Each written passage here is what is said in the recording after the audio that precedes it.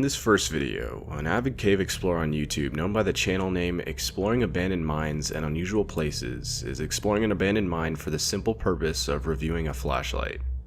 During the video, you can hear as the explorer goes into detail about the flashlight and demonstrates its use in the mine he's exploring. However, while talking to the camera about both the mine and the flashlight he's reviewing, the explorer hears what he first thinks to be wind blowing through the mine.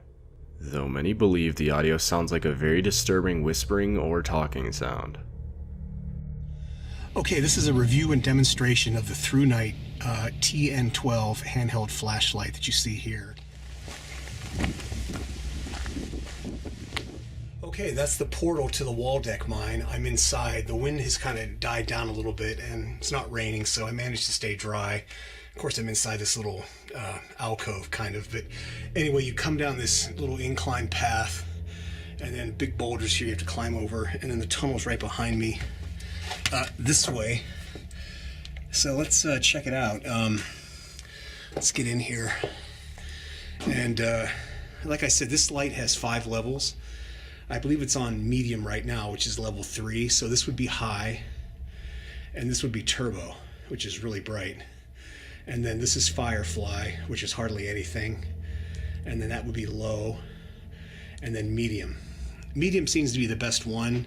Not too bright, not too dim. And then you can see how big these timbers are. That's about almost a foot in diameter, the big cross timber. So they had to put big ones in here to hold up all of this rock. And you can see right here where some of these boards are bending. Do you hear that?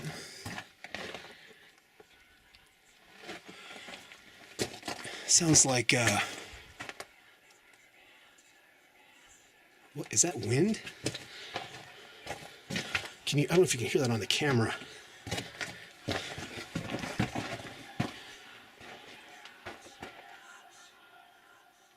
Do you hear that? It stopped.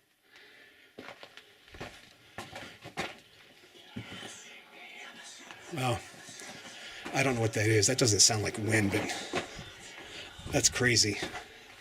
Don't know if that's a bird or I don't know what that is. It almost sounds like snakes, but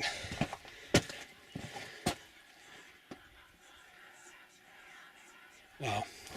I've heard some weird stuff in mines, but that is definitely creepy. I don't know what that is. So let's get out of here and head back out to the portal. That was weird. These next 2 videos come from the same exploring YouTube channel shown earlier. This time, however, the explorer visits an abandoned, supposedly haunted mine in Nevada known as Horton Mine. The first time he visits, he claims to feel negative energy coming from the mine, and what he witnesses goes to support his claim. However, with the popularity of the first visit, the YouTuber decides to visit the abandoned mine a second time, this time hearing something very disturbing. Here are both of those visits to the mine. Okay, here's a lower adit at the Victorine mine. I believe this was an older mine that once they dug the upper tunnels, this got incorporated into the same claim or whatever. Okay, we can go in here and just take a quick look. I don't think I'm going to explore this particular mine. There's a little bit too much water in here, and I know this mine is really old, but yeah, water in a mine. I do see other footprints here in the mud, but I just don't think it's wise to go in here when there's water. Try to avoid this if I can. Yeah, this looks pretty sketchy. I'll go a few feet further in and check it out, but I think I'm going to pass on this one. This is one of the creepiest mine tunnels I've ever been in, just because of how dilapidated it is and all these chains hanging down from the overhead, and there's a shot looking down the tunnel.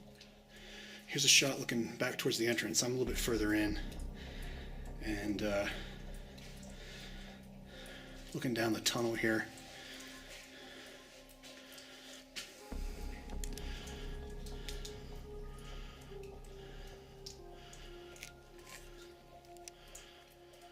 I don't know why that one chain is swinging back there. Don't know if you can see that in the video or not. Yeah, this mine definitely has a very spooky vibe to it. So I'm going to head back out and check out the other stuff that's here. This is just too wet, too muddy. And obviously something is making the chains swing. So time to get the hell out of here. Okay, the Horton mine still has some water coming out of it. You can see it kind of pulled up here outside, and here's the portal. So let's go check this out, see if it's any drier than it was a year ago when I was last here. Okay, I'm further in than I was a year ago, and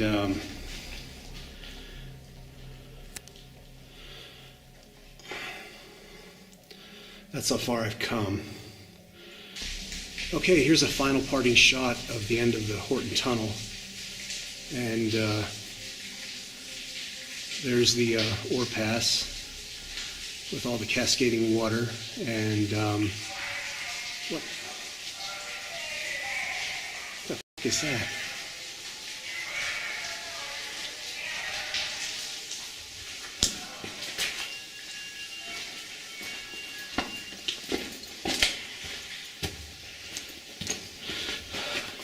I don't know what that was, but there was a sudden blast of cold air, and I'm getting out of here. A man named Clem Schultz and his wife lived in Fairdale, Illinois during one of the most destructive tornadoes in the history of Fairdale.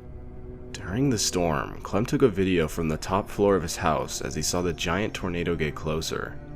Clem thought the tornado would miss his house, when in fact it was coming directly towards him, all while he was still recording.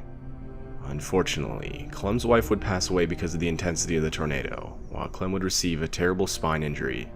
The phone he took the video on was later discovered in the rubble of his home, and this is what the video was able to capture.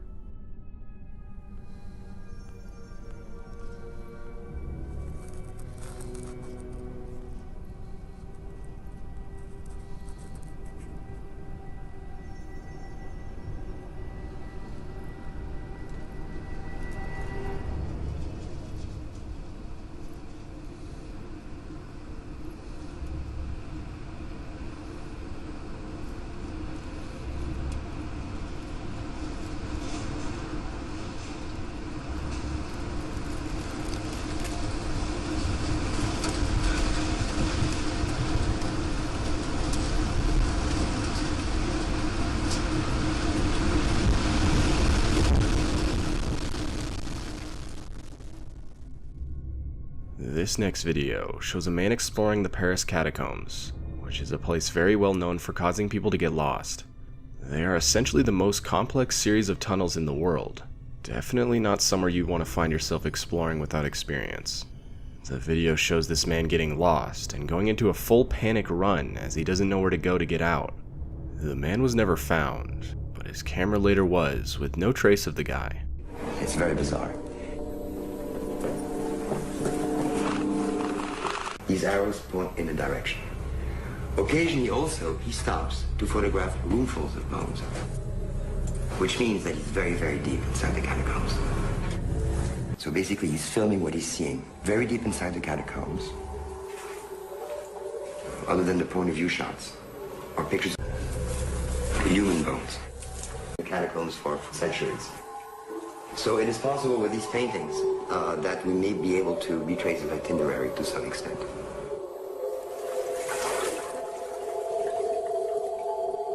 After about 4, we hear his breathing get louder and louder, as though something was scaring him. He's frightened, Occasionally he stops, perhaps to try to decide which way to run among all the many different corridors. He's running faster and faster and faster, deeper and deeper into the catacombs. And all of a sudden, we hear his breathing get louder and louder, as though something was scaring him. He's frightened, Occasionally he stops, perhaps to try to decide which way to run among all the many different corridors. He's running faster and faster and faster, deeper and deeper into the catacombs. And all of a sudden,